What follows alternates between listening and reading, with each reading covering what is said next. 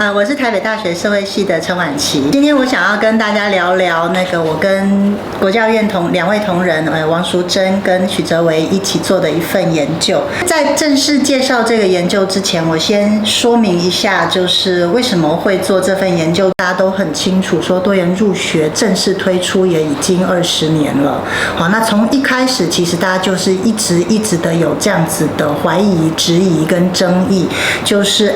那今天这个面试啊、书审啊，我好像需要一些额外的花费，感觉好像优势阶级的孩子也比较有文化资本，是不是比较有利？所以通常大家会质疑，在新增加的这个个人申请管道，尤其是非传统考试的模式，在第二阶段这边的升学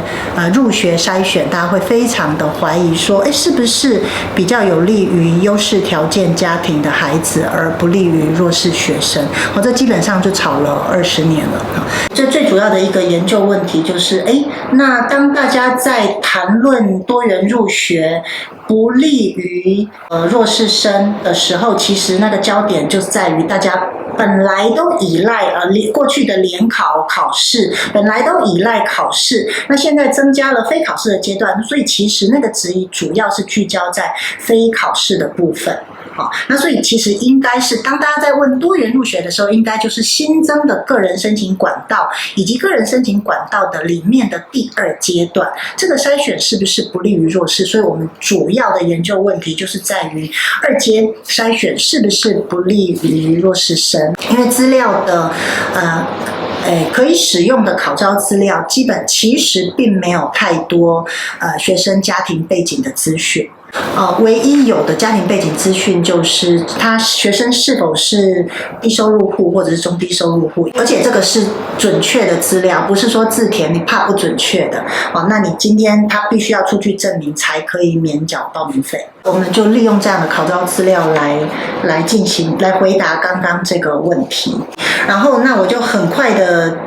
简介这个4个发现。第一个发现是，如果我们比较3个主要入学管道，繁星申请跟考试分发的话，你会发现除了繁星还算对这个经济弱势生比较 friendly 之外，其实申请跟考试分发，这两者你会发现他们的占比都会比较低。他们会有很高的比例是这3大管道并在资料里面出现未录取状态。那未录取不见得代表一定没有大学读，那他有可能去做其他选择，或者是技职大学有可能，但是资料显示就是这样子。然后第2个发现是经济弱势生的申请劣势，在个人申请管道的申请劣势主要发生在1阶而不是2阶。这个时候我们就有一个很清楚的图表去显示，就比较第1阶段跟第2阶段。就是第一阶段，你从第一阶段大家都知道靠的筛选是依赖基准是学测分数，所以你可以很清楚的看到说，历年几乎每一年呢，经济弱势家庭的孩子的那个1阶通过率都会比一般生还要低。所以你会发现说，它在这边其实就是一个关卡。但是一旦通过之后，我们发现，跟大家想的，大家以为就是理所当然的以为弱势生一定入学弱势就没有。整体来说，就是经常超过一般生。这是刚刚我讲的结论，劣势主要发生在1阶而不是2阶。那再来这个第3个发现，就是我们透过逻辑回归分析，发现说，当我们控制学测分数，那事实上意思就是说，相同学测分数的条件之下，经济弱势生2阶通过的这个胜算几率反而比较高，反而高于一般生，它要高出15到16%。那最后第4个发现是，这个发现其实不在这份研究论文里面，但是我们额外再多做了一些分析，那也有短报告在相关的网站上，就是我们知道大家关注的就是说，我不是现在大学这么多，我不是只要求上大学啊，那我关切的是顶大，我要上顶大，大家竞争的上比较好，更好的大学，那所以我们就把顶大也抽出来看。好，那所以基本上就是得到差不多的结论，就是大家以为的弱势生必然是会有二阶通过弱势，其实并没有，而且常常是反过来的。所以从以上这些数据分析来看，大家说多元入学就是多钱入学，从数据来看，是一个迷思，就是至少我们从数据分析来破解这个大家很常见的一个说法。那所以看似公平的考试，大家都认为好像很公平的考试，其实反而是造成一般学生跟经济弱势家庭学生之间入学机会很落差非常严重的一种筛选工具。那其实这个从之前联考世代的各种旧的研究来看，其实就很清楚了。从联考世代，其实不同的家庭背景、不同的阶级，他今天升大学的几率其实是差非常多的。对，我想应该是这样子哈，就是制度的变革，就是为什么要多元入学，以及现在又要调整所谓的学习历程档案这个考招新制，最主要的就并不是针对教育公平与否，而是说教育应该是朝什么方向。最主要就是我们要思考，应该就是制度的变革有没有让我们去在学习上，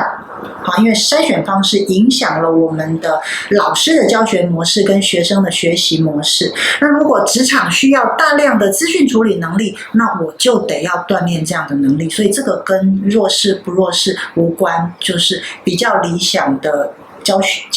育跟学习模式。那所以当大家觉得很累怎么样，今天不管弱势与否，应该是去思考说，我今天未来我需要磨练的是什么。你今天就是一味的去看说，我今天抗拒这个改变 OK 吗？这个时候就是这样子的讨论应该就是跟弱势与否无关。那另外一个可以思考方式，可能就是或许大家觉得说可以得到翻身流动的机会是相对少数，但是相较于之前全部都依赖考试，我至少有一些。我的确因为事实上我们各国的研究来说，事实上就是没有任何制度我能够提供均等的教育机会。我这样讲并没有说我就接受教育永远不平等的情况，不是这个意思，而是说这个是蛮难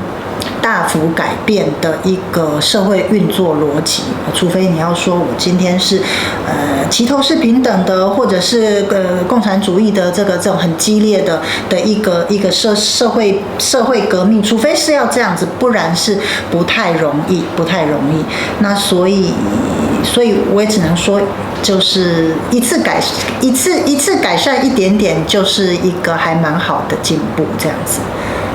透过我们这些数据研究来看，说哪里我们可以有成效的，就像说繁星制度的这个设计，还有蛮好的成效。那这时候我们可以知道说哪一个制度还 OK， 哪一个制度虽然不见得大幅改变，但是至少重点是至少它没有让像大家讲的跟以前相比是越来越恶化。如果没有这样子，那么这个时候我们可以想的是制度改变的其他的成效，譬如说改变了我们的教学或锻炼自己的方式这样。